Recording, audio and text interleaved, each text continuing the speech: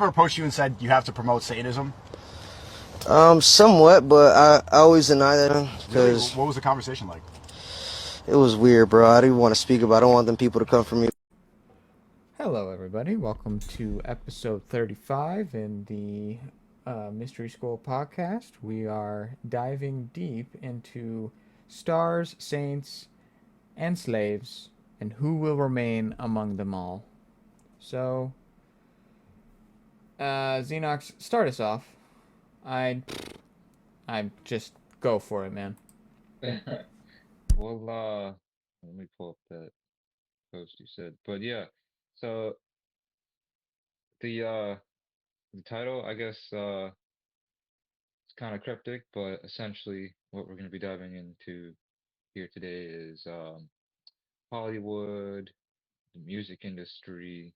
We can pull some specific examples. How the blackmail that may or may not go on. The symbolism that they use, the Satanist, satanic references, cult references, uh, fraternal or kind of like Masonic references, all that kind of stuff. So we're going to break down some code. We're going to get into some blatant symbolism, all that kind of stuff. We may or may not pull up some specific examples, but we're going to mention some people for sure. And like I said, Hollywood music, etc. Just kind of like famous people that are out there. So, um, yeah, I guess does anyone want to bring up an example to start, or we can move on to the topics?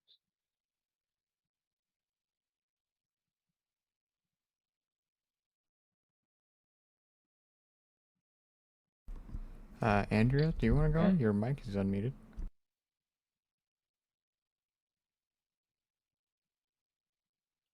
I didn't Andrea, realize I left it unmuted, my bad.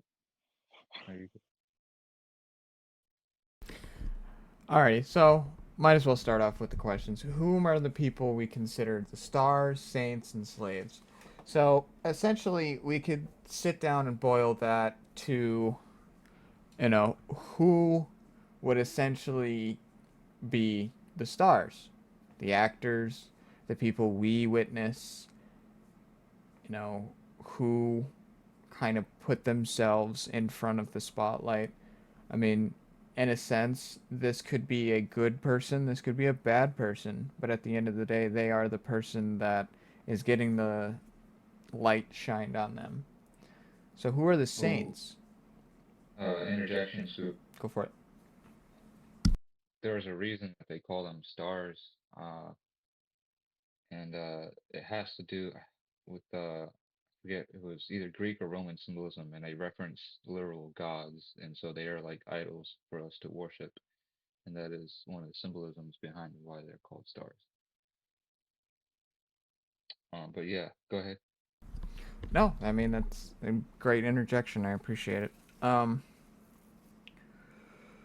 so, who could we consider the saints? Well, I would personally take that two directions.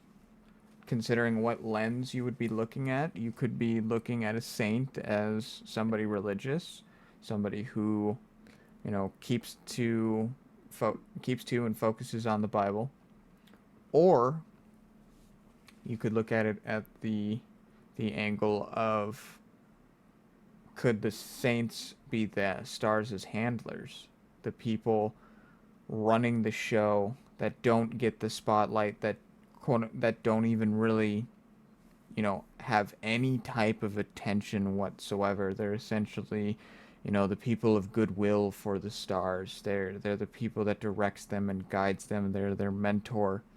And, looking at it that lens, you could sit there and surmise that, this is a giant chain of different levels of where you are in the system of the elite.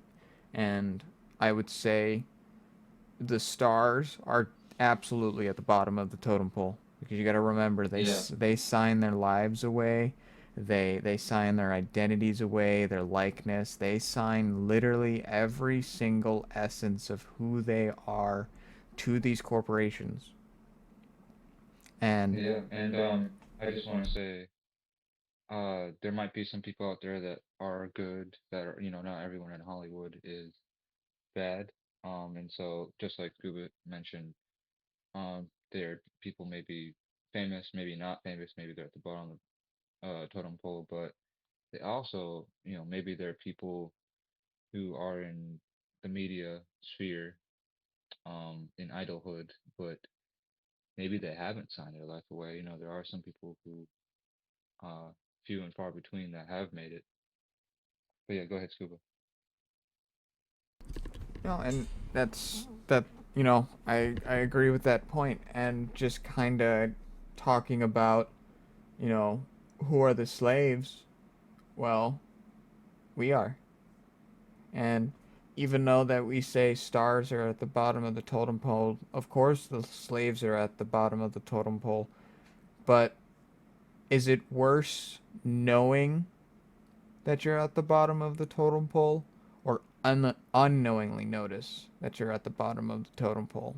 Because the slaves are the ones that are consuming it and unknowingly realizing the type of circus game they are really witnessing.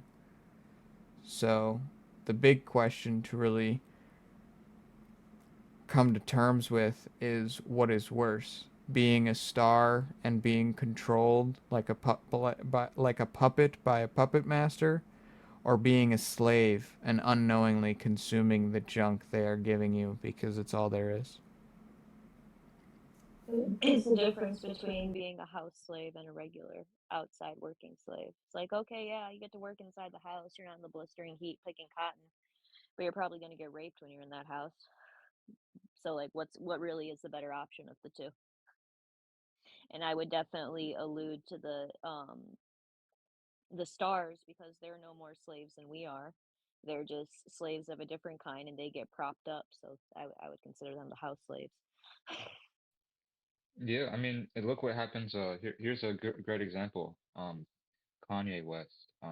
We could name dozens here, but most recently, most notably, Kanye West, in his stardom and millions of dollars and his empire that he's built. I mean, he has his own businesses and stuff, but the moment he starts speaking out of line, um, whether it's the MK Ultra programming that's kicking in, or blackmail, or whatever, or all of the above, um, they kind of take to heel. And one of the best examples of this, you guys are not gonna believe this.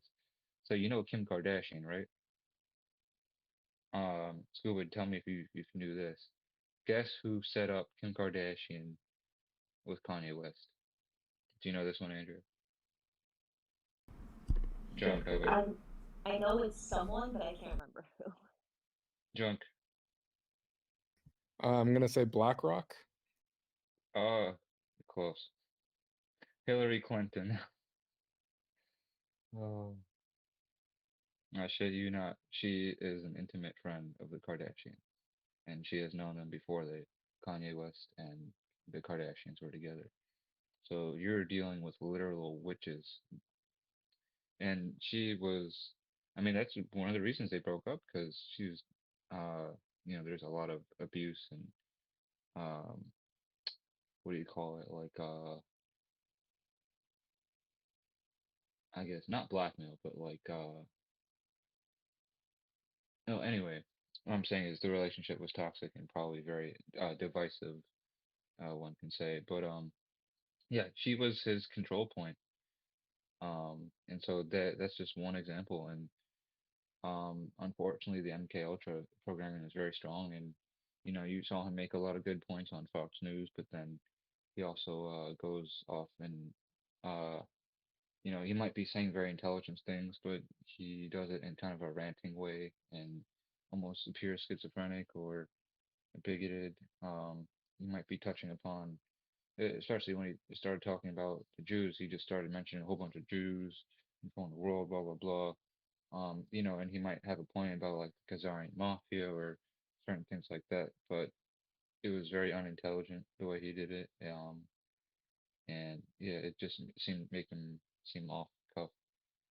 Uh, and then after that, he kind of retracted a lot of his statements. So it really is just poor to see, how how much they can't even speak freely. These people, every facet of their life is controlled. And gosh, I wish Xander was here because Britney Spears, everyone remembers Britney Spears, right? When she had shaved off her head, her hair up from her head, she was having a mental breakdown, not because she was crazy, but because that was her way of rebelling against the system.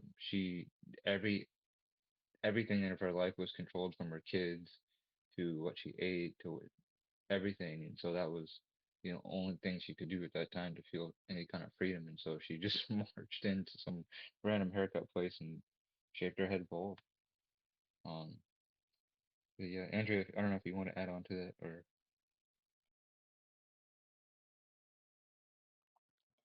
I mean, uh, yeah, I mean, there's a lot of specific examples. You could, I mean, like you mentioned, like Britney Spears, but then there's also like Lady Gaga. There's a whole rabbit hole surrounding Lady Gaga.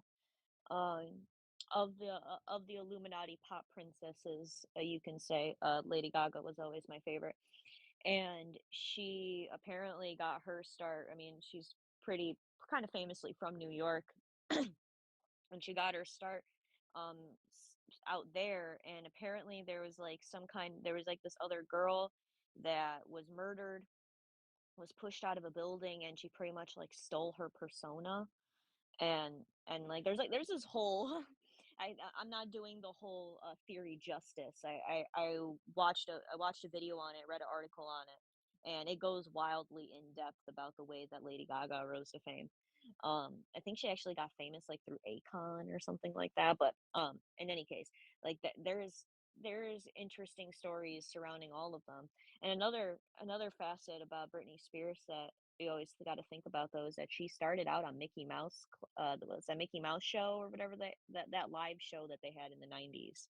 That was like the Mickey Mouse Clubhouse or whatever the hell they called it.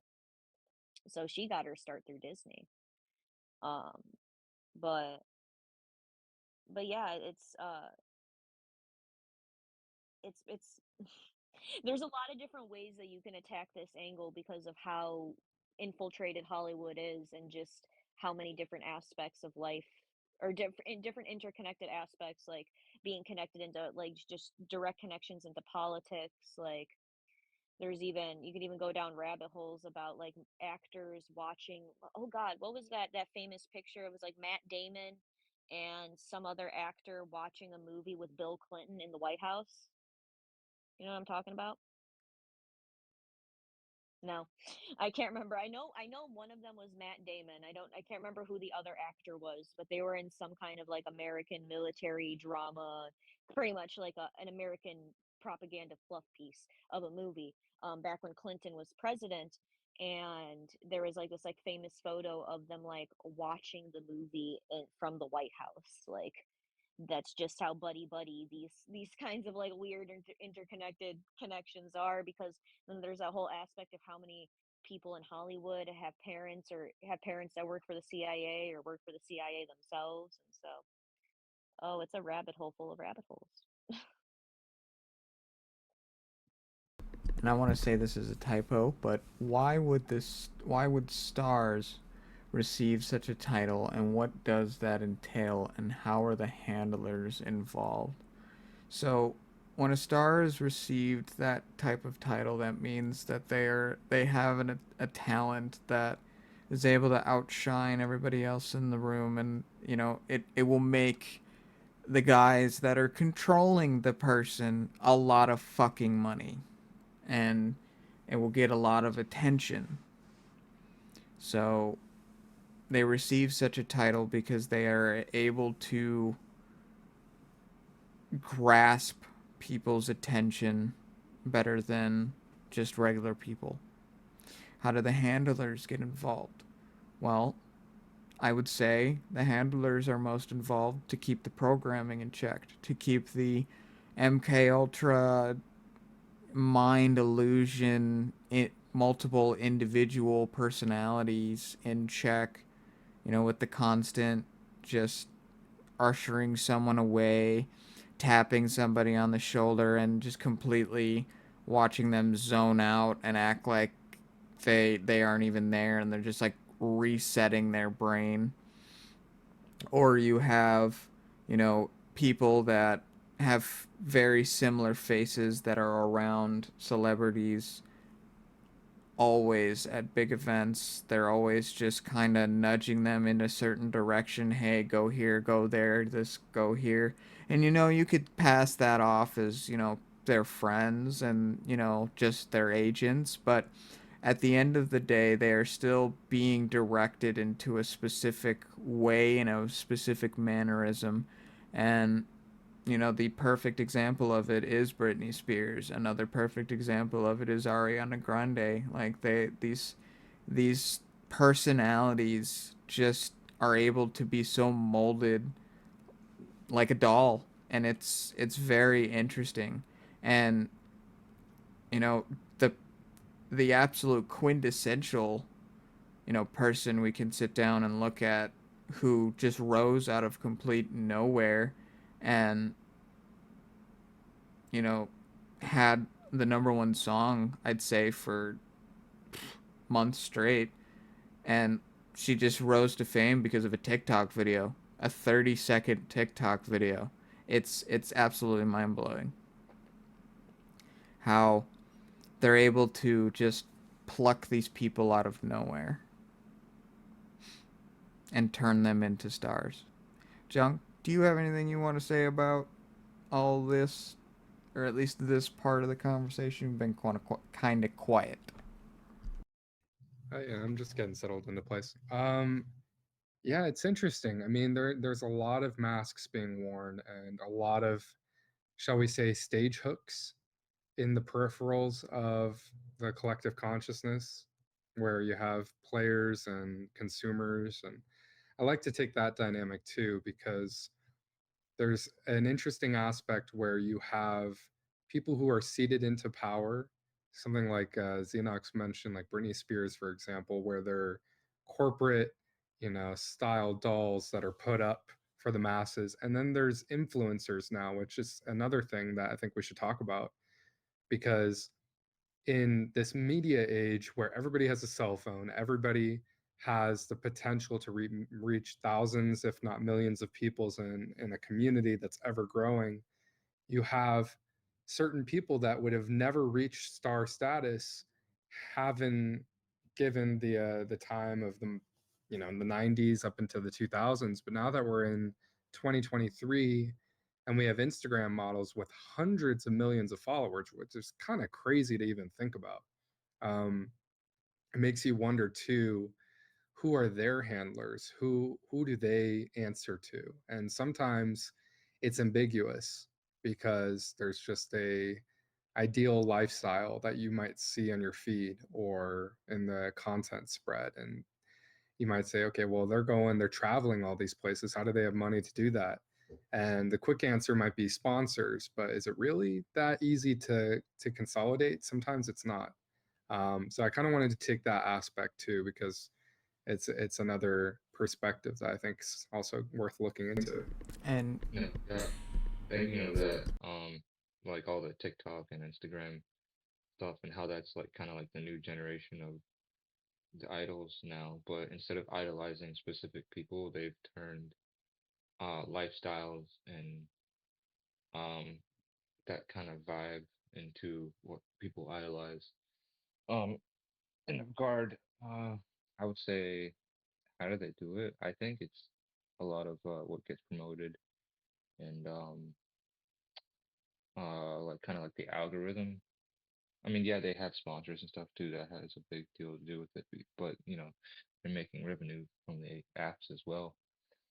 And I think they get promoted based on what they are at first, and that's kind of like what the I guess the application or the intelligence agencies or whoever's handling um the social media sphere on those. they're kind of pushing that, and there's a reason behind it. So they're pushing certain lifestyles, certain vibes, certain people for a reason. Instead of picking them and grooming them, they're picking someone and they're just kind of grooming themselves. It's kind of genius. I mean, that's the power of how what social media has turned into and how synonymous the quote unquote algorithm is. Like, if you spend enough time on social media, you'll see enough people complaining about, oh, it's the algorithm's effing me over, like I'm shadow banned, like, it's the algorithm, the algorithm, the algorithm. And it just leads you to wonder like who is actually in charge of the algorithm because you listen to the few, at least from what I've heard, like AI engineers who have been working like with, specifically with Google was the one that I was talking about, and they were talking about how like this guy is like responsible for maintaining this algorithm and he has absolutely no idea how to control it, and it's like it's pretty well kept under wraps that the people that work in these departments like are pretty much there almost in effect for show, that it's like, okay, yeah, we have a team of 20 people working on our algorithm, but you ask these 20 people what's actually going on here and none of them can actually give you a straight answer because it seems like there is something more that's going on here. So it would be quite easy then, you have whether it be one big algorithm that all of these social media companies are kind of programmed into or just a series of algorithms that are then just controlled to put whatever they want in front of certain demographic spaces. um you can, I mean, you can and you have completely nuked the minds of a fair percentage of the population for god knows how long just through social media. So it's something really almost kind of spooky to think about just And how Scuba, accepted it is. sorry, Andrea, I want to Yeah. double on that fact, which is there's a very stark difference between fame and influence now.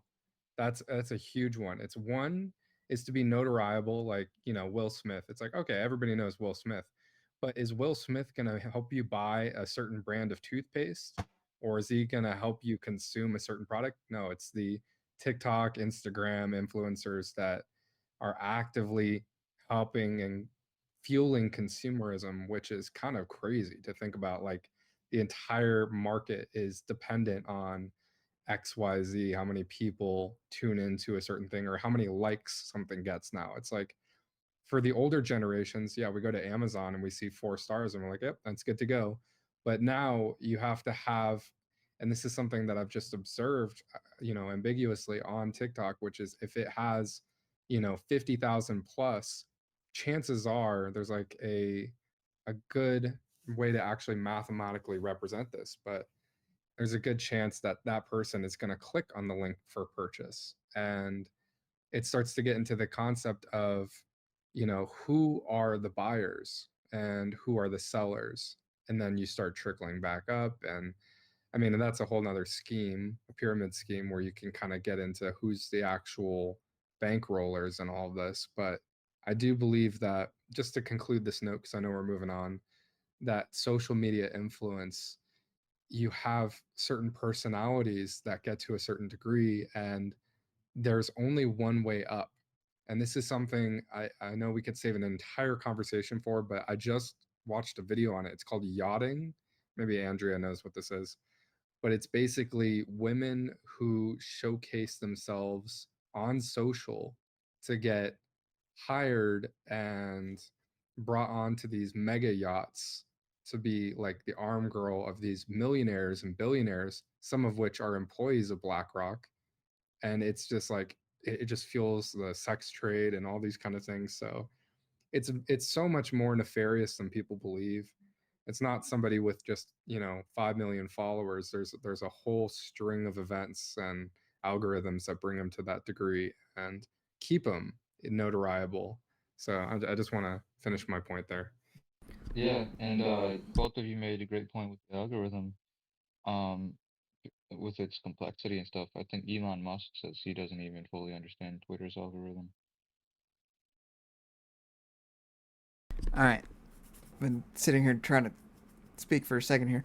Um, and to bring up another point, to what degree are these people followers even real people? Getting into the dead internet theory. How many of these people's followers are real people and not just bots? I'm a firm believer that the vast, like, I don't know, want to put a specific number to it, but I would definitely say it's about 50% of all TikTok views are fake.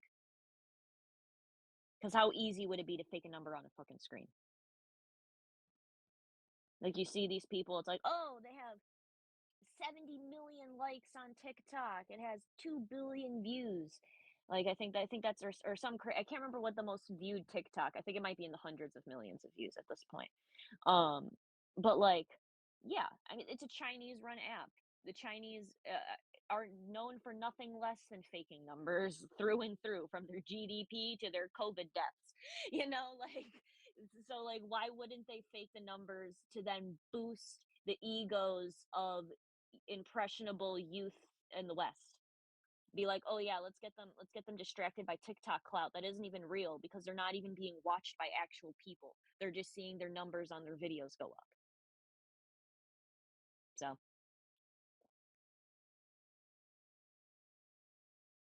Hey, Scuba, I know we shouldn't go there, but how does this link into OnlyFans? Are there handlers for OnlyFans? 100%. there quite literally are jobs though that they do manage OnlyFans girls as a job. Yeah. Like, being an OnlyFans handler is, I mean, that could be a multitude of things. I mean, that could be your girlfriend and you're just helping her manage it. But it could also be something like the streamer Amaranth, where her husband was literally controlling every aspect of her existence and making sure that she was doing this, doing that, doing this, doing that, doing this, dressing this way, dressing that way, doing this, doing that, and literally her director of her life, because she supposedly gets millions of views and millions of comments a day. And it's, I, to a degree, I don't even believe it's real half the time, because of a lot of the times the comments are just the same fucking shit regurgitated over and over and over and over again.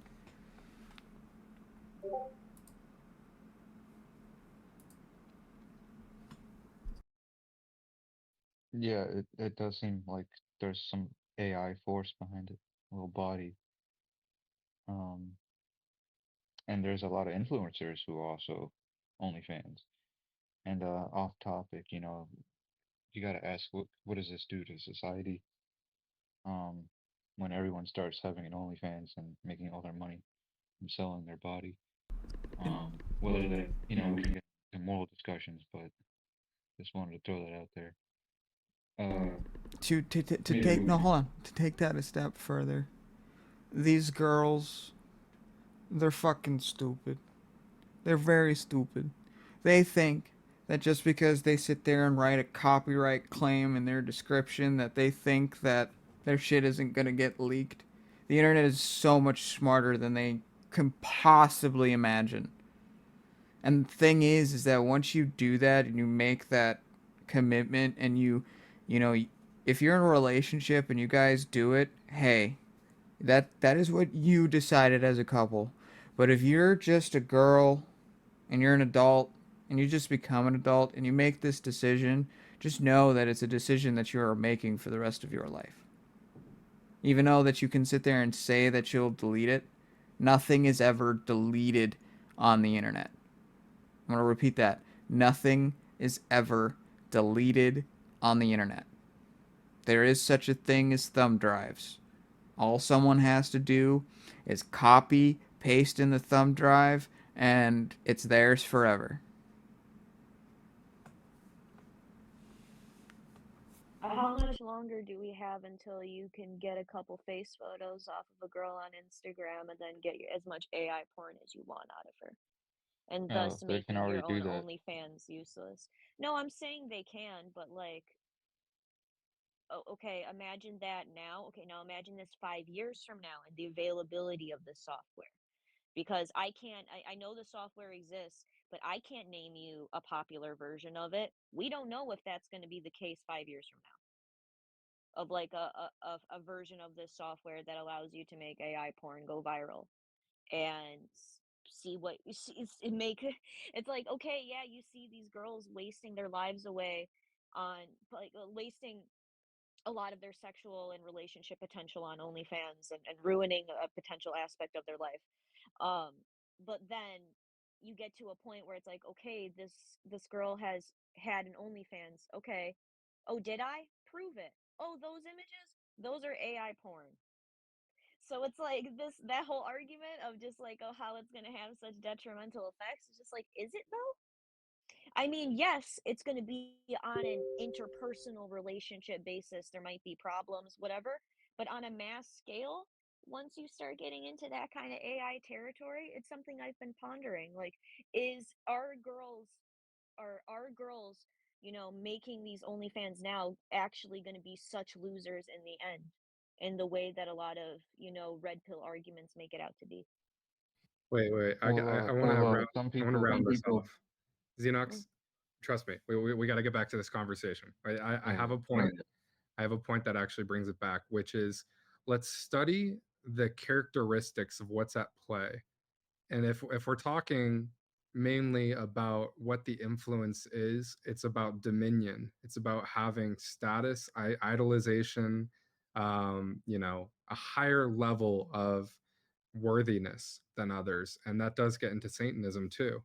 So I believe that it's all interlinked, that this dominion of having somebody being better than another is something that compiles the worst elements of human nature. And that's, of course, the ego. And putting that into consideration, it's how does this truly affect the masses, especially if we're going to consider the next question. And Scuba, I'm going to pass this back off to you. Which faculty in government has the greatest vested interest in Hollywood's emotional outcome? So there's no debate. We just rip this band-aid off. It's the CIA. It is the CIA. They have they essentially created the playbook for MK Ultra mind control programming, and to sit here and think that it's just at these Hollywood actors and actresses is foolish to think otherwise, because it's very possible that these very influencers and personalities and people on TikTok may also be just MK Ultra not clones, but MK Ultra robots. Not physically a robot, but their mind is so warped that just they just continue on as if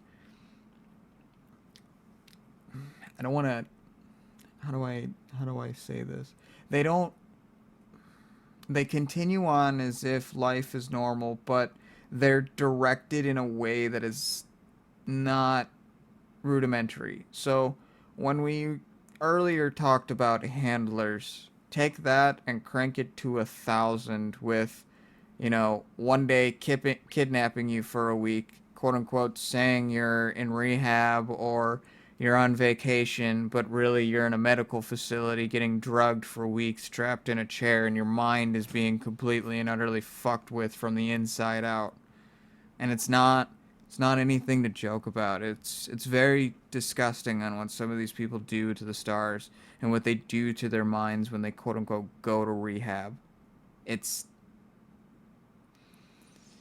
it's a territory in this whole aspect of emotional control that doesn't grind my gears or fascinate me. It's kind of like on the border between shocked and disgusted. Because how could you do that to somebody who all they want to do is just make movies and spread their talent? Like, at the end of the day, most of these people just want to live their life and show off their talent and be good at what they do and play the characters that they play. They don't really want to be a part of this stupid game. But unfortunately, the handlers, the controllers, the Satanists, they are the puppet masters. So they have to play their game. Does anybody else want to hop in? You reminded me of an aspect of, I guess you can say Hollywood that we haven't even mentioned yet, and that's professional sports.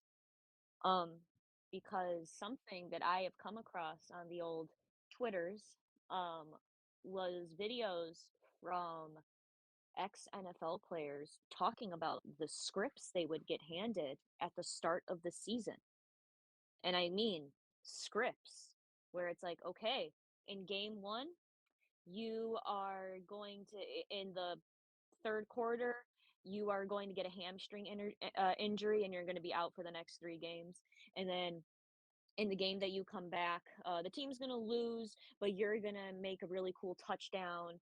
And then, like, it's like literally, it's like laid out week by week what is going to happen to each of these individual players. Who is gonna win what game in what manner? Is it gonna be like a boring game? Is it gonna be a really exciting one? Is it gonna be like neck and neck, like they're tied for the whole game, or is it gonna be a blowout? And this doesn't just apply to football either. It's just I feel like football is probably the most like red-blooded in a way. I guess probably between baseball and football, depending on where you are in America, probably. Wait, Andrea, are you telling me Yeah. that WWE is fake? It's I mean WWE, at least that one, people, I mean, once it's kind of like Santa Claus, like once you get above a certain age, you figure out that WWE is actually like fake. But the thing is there is no Santa Claus age for realizing that the NBA is fake, or that NFL is fake, or that the MLB is fake, or that NHL, or that almost every professional sport that is watched by the masses that is worth the monetary investment in controlling is going to be controlled. So it's like it's all of it's fake. It's all bread and circuses. That's what it all comes down to. So I mean the Romans figured it out all those thousands of years ago. Just continue it to this day, just in new forms with less bloodshed. And that's a very, very interesting point to sit down and think about.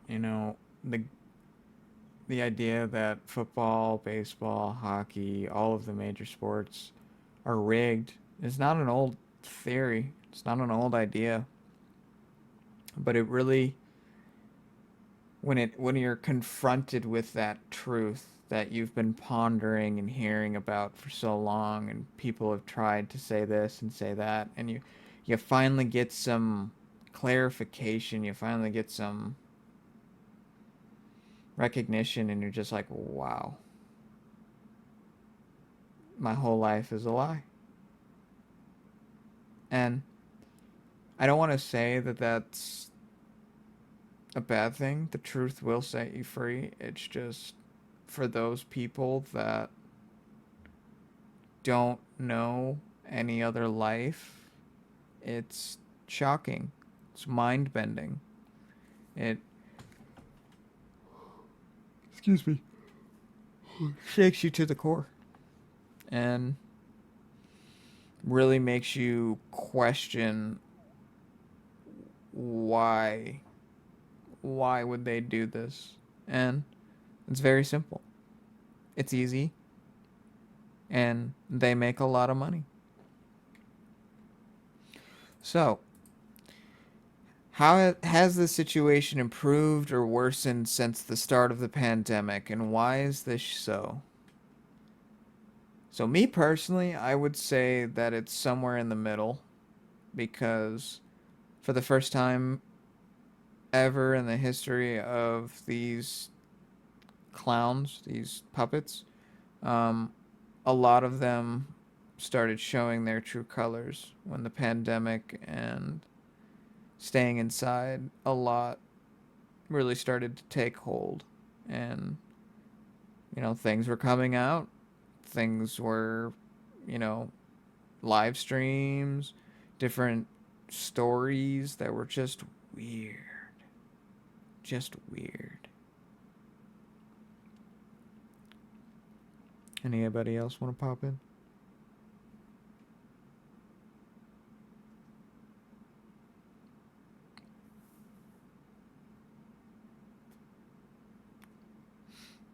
Um, I was gonna make a point from the last post. Um, just to quickly go back.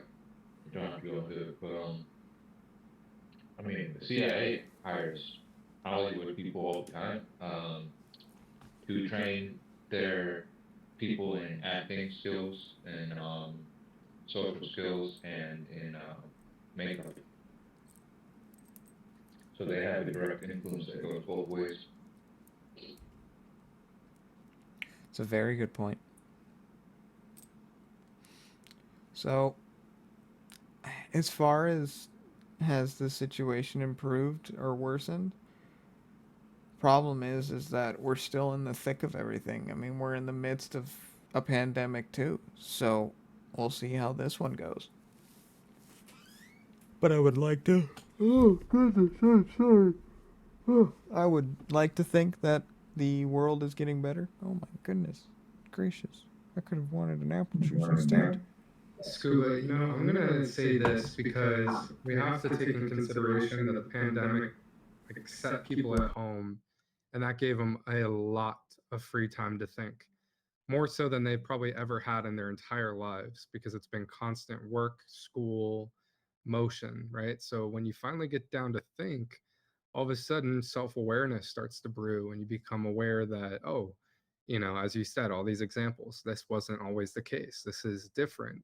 I might be part of a manufactured society, which is quite literally the case.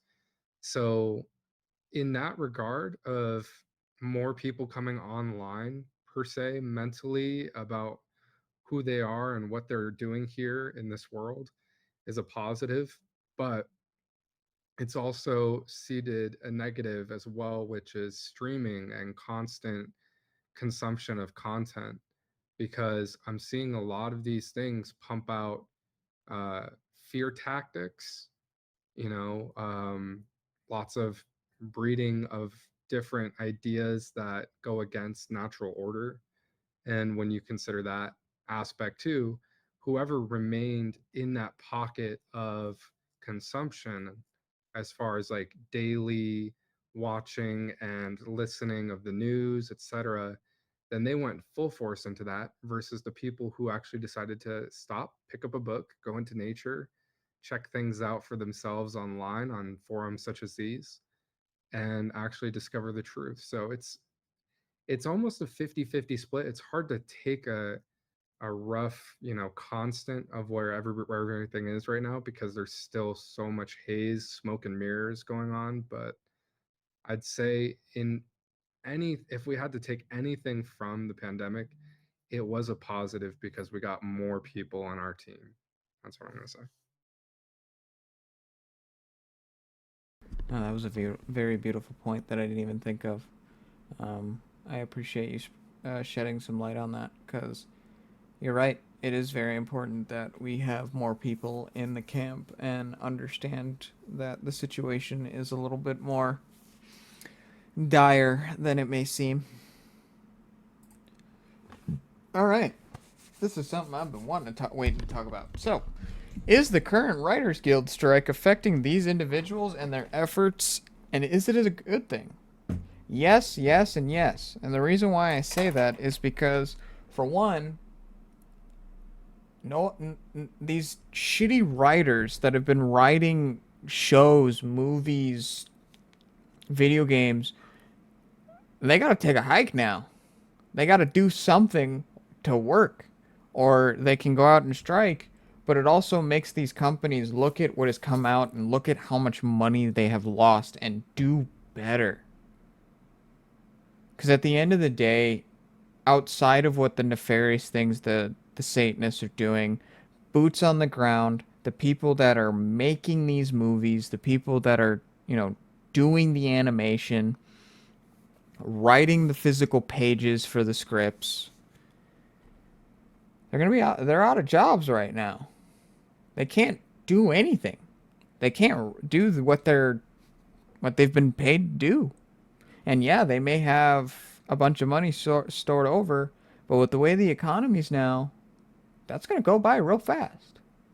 So I say it's a good thing, because it's a wake-up call for laziness in terms of good content, because at the end of the day, it's things like Avatar, it's things like Endgame that tell a story that hits home, that drives emotion.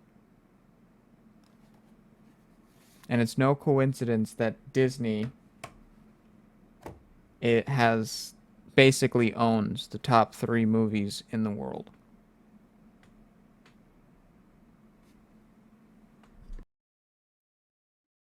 Something that is really interesting about the Writers Guild strike is a specific aspect of the Writers Guild strike, and that is their request for streaming residuals, which seems like a something that you wouldn't bat an eye at if you were like looking down like a strike list of demands, like okay, streaming residuals, but you have to think about what streaming residuals mean. Okay, that means that you get a certain percentage of money made off of a product that is streamed on a service like Netflix. So what that means is that that amount of money can then get extrapolated into how much money this TV show, this movie, this whatever has made. And the thing is that if all of these writers and all these actors found out just how much money or just how little money these streaming services actually make on these TV shows and movies that they pump out, um, it would be an immediate wake up call that this entire industry of streaming services have been built on a bubble. That the only reason why it hasn't popped is because it's been able to remain opaque in how much money it actually makes, um, up until now. And so that's a really interesting part I saw come out, somebody talking about some come out of this, is that if they do end up giving into that demand, well, then you're going to soon learn very quickly that all of these propaganda ass like movies and TV shows that specifically Netflix be pumping out make no money, none, and potentially probably lose money. So that's an aspect of the strike that I find particularly hilarious. Oh, Scuba, I had another really quick thought on that. What was SNL ever funny? You know what I mean? Like it's that kind of crappy, like woke censorship kind of agenda. And I trust me, I saw like something absolutely despicable in this clip that The Rock had when he was a guest on the show where they were trying to normalize like child molestation. It was the weirdest thing. I recommend everybody go look at The Rock child molesting robot on YouTube and just watch that skit. It's horrifying. Um, but basically, I agree with both of you that we need better, more imaginative content, and that's only going to come from people who are actually visionary and dedicated to the craft. The ones that just want the quick buck, that's going to slowly fade off. And I don't mean to I don't mean to offend any Fast and Furious fans in here, but honestly, I can't we can't keep pushing the franchise of all these like sequels on and on and on without an original new script. That's why, as Scuba stated, Avatar: The Way of Water broke so many records after such a long hiatus. It's because humanity is craving that kind of imagination and that innovation and that storytelling. And to have the guild on strike just means that we're not going to get that lazy, boring, woke content. And what's that going to do for the masses? It's going to teach them that they have to find, culture and other things that aren't necessarily prepackaged to them and prescribed through the television. So that's my 2 cents. No, and it's very funny because you know number 2 on that spot is Endgame, and literally the premise of that is the culmination of a decade of different movies that had an interconnected story, that was leading up to one big epic that turned out to be really, really good, that was filled with a lot of little details that made sense and gave a nice payoff. And you just don't have that anymore. You don't, unfortunately. Nobody's really trying to do that. And if they are, it's lazy. I mean, look at Star Wars. The thing is that failed because they had too many different directors going in too many different directions. And the management team is just okay with that. They like that. That's fine with them. And everybody else is just like, no, that's god awful. What the fuck are you talking about? This is a space opera. You shit on our characters. You sit there and say that you don't have any books, but yet there's fucking decades worth of books considered the expanded universe. Like what? So it's fascinating to me how these people sit here and just think that this is all there is. And I also think that to a degree, it's the market's fault. And I say that because a lot of these companies worry about shareholder opinion and meeting shareholder and investor requirements and basically meeting their bottom line and allowing their investors to just, stay happy and keep money in their pocket and not take a risk and potentially lose.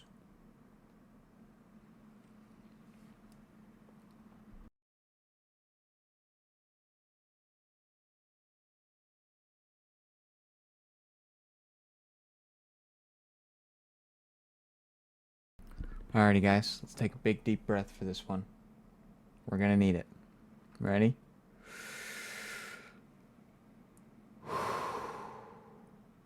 What does Jeffrey Epstein have to do with the stars and slaves, and what has yet to face judgment?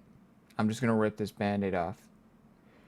We have yet to see anybody on that Epstein flight log list fucking prosecuted, put in front of a judge, or even talked to in a civil public space. It has not happened and probably will not happen for a long fucking time. And what has yet to face judgment? All of the crimes that were done there. We know what was done there, but nobody has actually had themselves prosecuted. The only two people, one of them is dead, and the other got prosecuted. But that's not enough. There were over 300 names on that flight log. Are you fucking kidding me? Some of them repeated 26 something odd times. 26. Bill Clinton. 26 times. And now that we know what was done there, and now that we know who it was done there by, and who it was done to, there's no excuse anymore. This information has been out since 2018. That's 5 years. There is no excuse. Either they have already been questioned and it's classified, or this was the sloppiest fucking investigation into this problem that I have ever seen, or they are complacent and they gave us the bare minimum on purpose.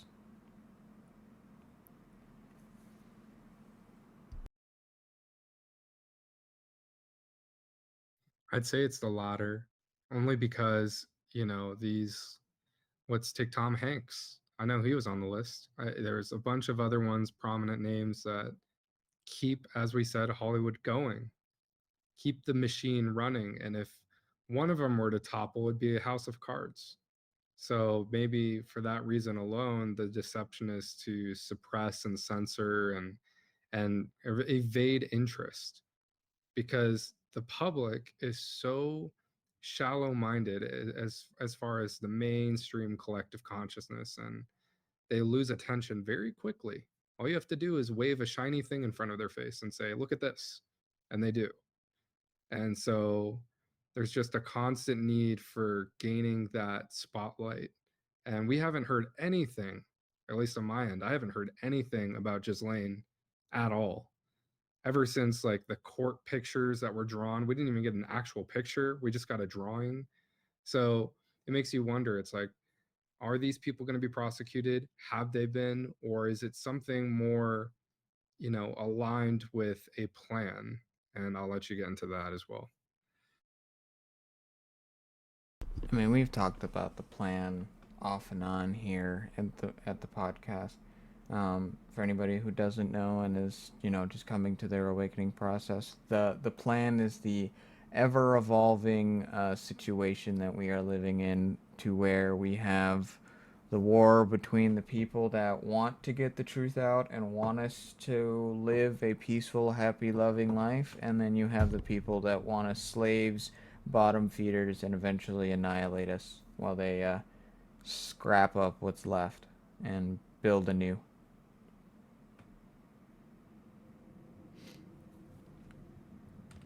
All right.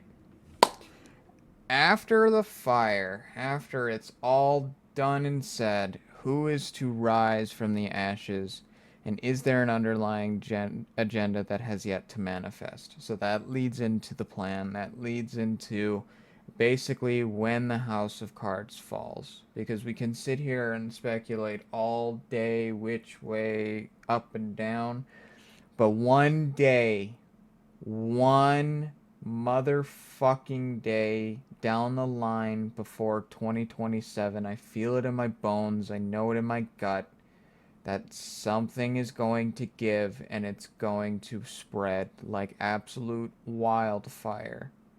And it's going to rapidly lead us into a situation to where we are faced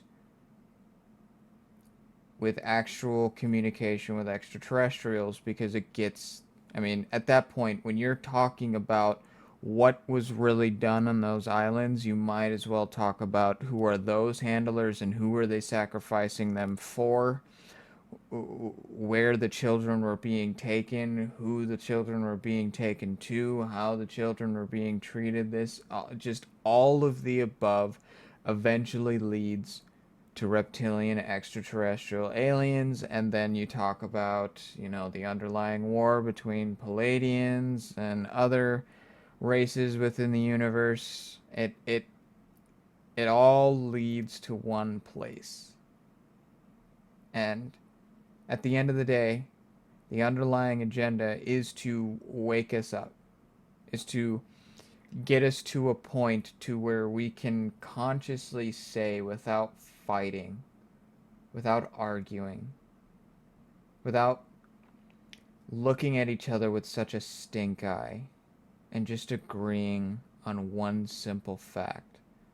And that fact is that the innocence of a child, the innocence of somebody who is just trying to create art, the innocence of somebody who just wants to take care of their family, must and shall be, and will forever be, preserved when the fire is done. And when the fire is done, the world will be an ugly place, but it will be in a much better place than it is right now. Because we can sit here and say all day, all night, on how we wish we could go back to just before 2020, where things were looking the brightest. But I would say no. I would say right now things look the most brightest, even though that we have this up and coming pandemic 2 coming. At the end of the day, this is our opportunity to stomp our fucking foot down nice and strong and firm. Not angrily, but firm. That we are no longer going to take this shit. We are no longer going to sit back and allow corporate entities to dictate our lives while it completely crumbles beneath our feet.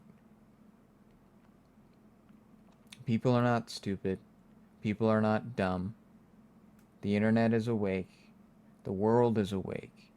And anybody who isn't awake is going to turn into a laughingstock.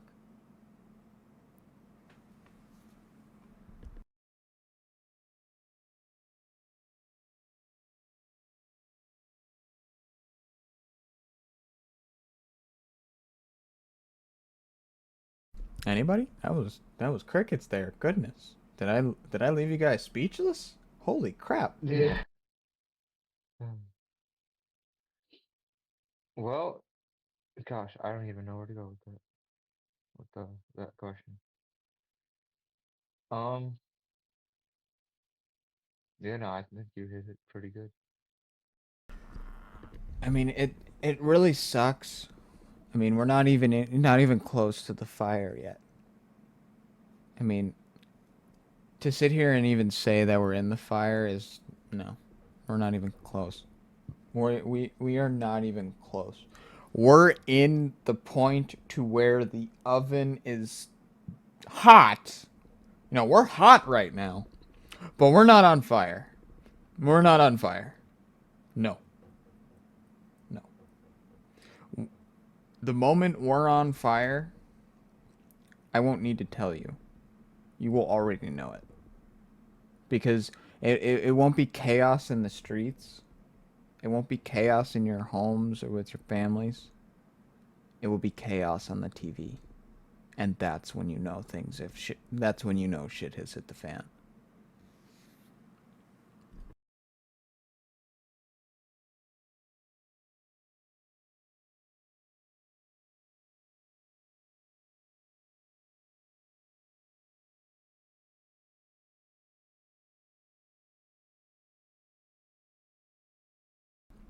I was just going over to check. Thank you, sir. Alright, good. Got those. I'm gonna go over here. See what we got going on there. Oh, wow. Another quiet one. I'm actually surprised. We have 2 weeks in a row. Whoa. We have two weeks in a row that are relatively quiet on us. Like, that's pretty good. We don't usually get that where it's quiet consistently, guys. Like that is such a rarity. It's not even funny. For all of those that are watching the recording, we are looking at solarham.net. For the next recording, next episode, I will make sure that there is a slide for you guys to witness what we are watching on my browser, but I just have not personally set that up. My apologies, but next week that will be fixed. So, just letting you guys know that are watching the recording, solarham.net to get all of this information. And I repeat, solarham.net. Cool. But anyways, yeah, we had a couple flares on the other side of the planet there, but or on the other side of the sun. It was definitely something to make note of, but it wasn't anywhere looking at the Earth. Um, there are a couple sunspots, but they could go up, but we have very low levels during the next 24 hours. So things are quiet. And I want to say that's a really good thing. Oh, that's beautiful. That's a very beautiful shot yesterday. Oh, no, this is today. Holy shit. Good shot. Near X solar flare. But this was on the other side. Wasn't even pointing towards Earth. But look at that.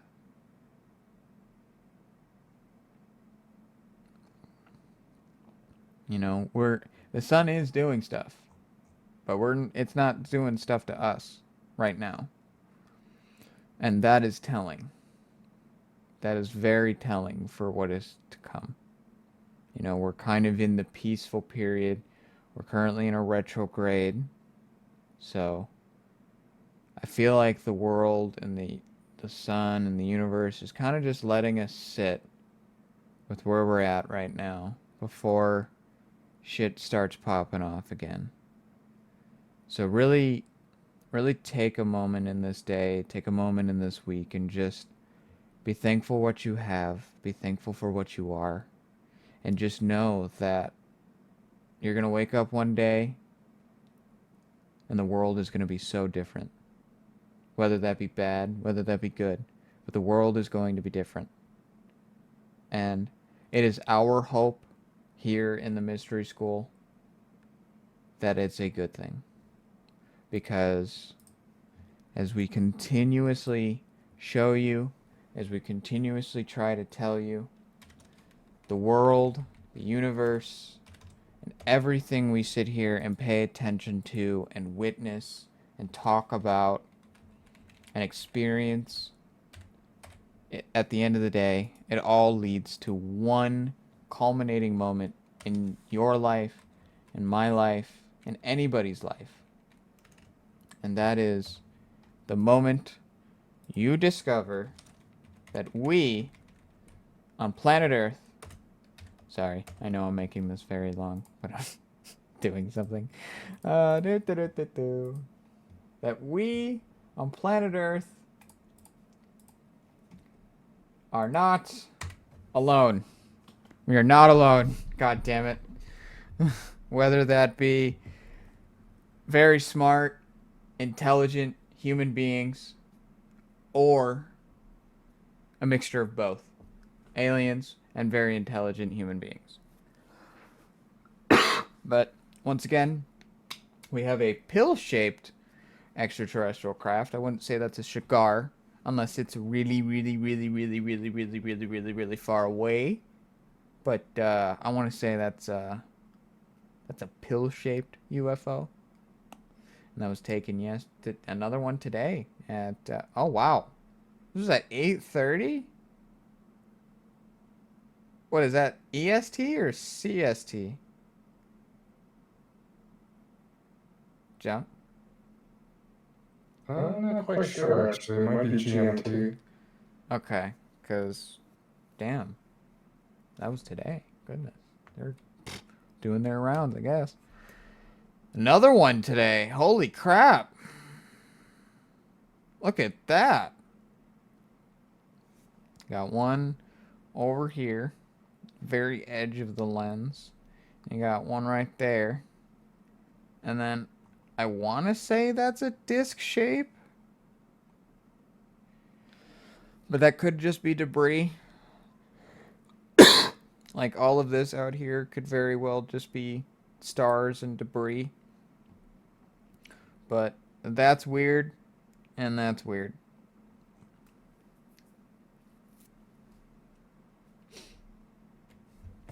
We got a nice little cluster of them. You know, I'm gonna be honest. I don't think that's anything we need to worry about. I think that would be a collection of space junk. I and go for it, junk. I want to make an argument because I've been looking at this for quite a long time. When you have consolidations of objects such as these in a single frame and they're not constant stars in the background, it's really hard. And again, it could be speculation, but it's really hard to consider that it's not some galactic hangout. I mean, I would love to get in the mindset that we have like a whole fleet gathering around, doing trade and etc. But as you said, it could be either or. It's just about how you perceive the shot. But for me, I took it exclusively because I flipped through several lenses and I saw that this frame exclusively has such a condensed amount of lights in it as opposed to every other frame that I saw, which was over 400. So this one just stuck out to me. I can definitely see why. I mean, if you're looking at it, forgetting this, forget the zoom in. If you look around here, you can kind of see an outline of like a vague vector shaped craft, but I mean, again, it is a very either or situation. I would argue, space junk. I would also argue, vector shaped craft that's using a cloaking tech, but we don't know. But it's fun to speculate. And then this guy, that's interesting. I can't say that's space junk. That is two in a perfect line. Except for this guy up here, but that's still these four are too tightly close together like that. That is not random. Yeah, that's what you have to look for is like patterns, like constant things where you see that there's order. It's not that the universe is unordered, it just means that when there's something conscious piloting whatever these things are, chances are it's gonna have a formation pattern. So that's what we look for in these photos. Also, one thing to keep note is that nature does not draw in straight lines. So when you see something like that, it's most often not natural.